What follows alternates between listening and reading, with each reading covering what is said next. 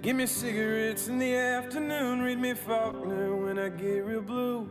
And the moon's as big as Moon Pass, rising high in that Marlboro light sky. And I will bring you peaches that were picked out in Georgia.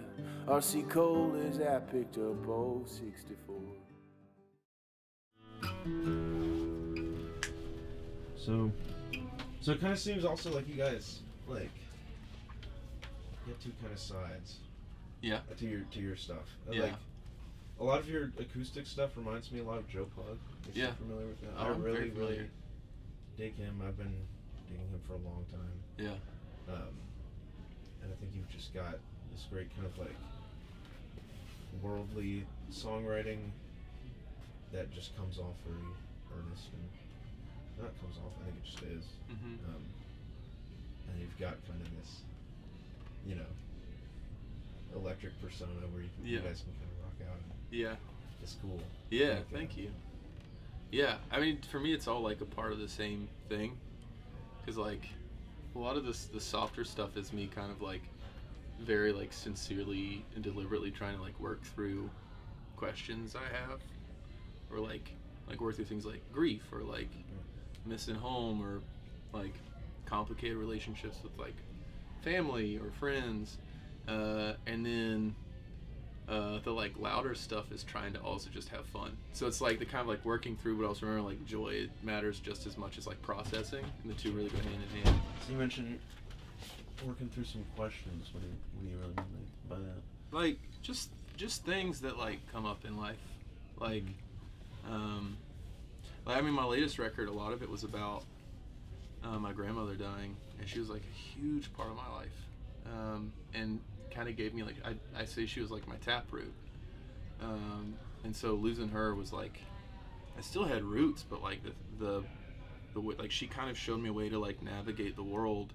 that was like very meaningful and resilient, that also kind of lets you like keep a lot of your personality, and so like losing her was a big loss. And so like a lot of that record was like she loved like loud fast songs, so it was like doing loud fast songs I think she would have liked, and like that's a way of honoring her, and at the same time like grieving the loss of someone who meant a lot to me, who like helped, like who like worlded me in a way. Yeah, so like a lot of grief, or like looking at like, I mean, I've got records about just like moving to Texas and it not going well.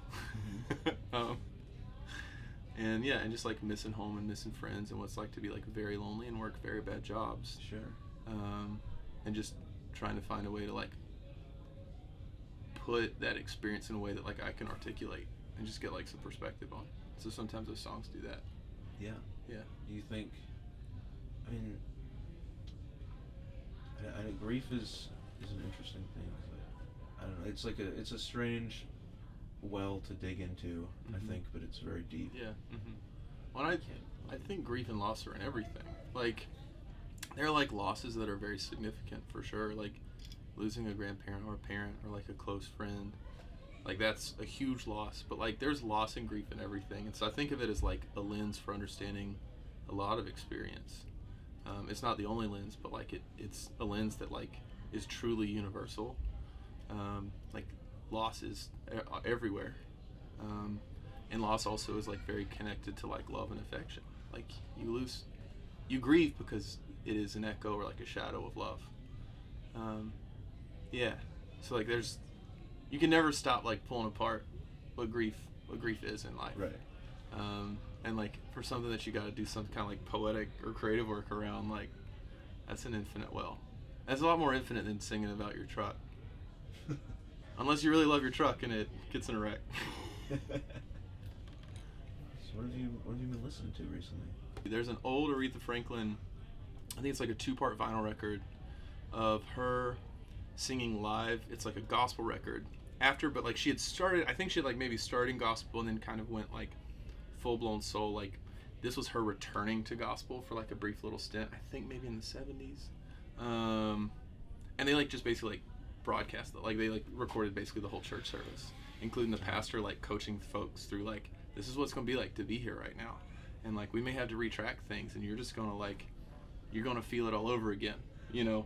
And like if you hollered at this point in the song, you're going to have to holler again. And it's just like that's incredible.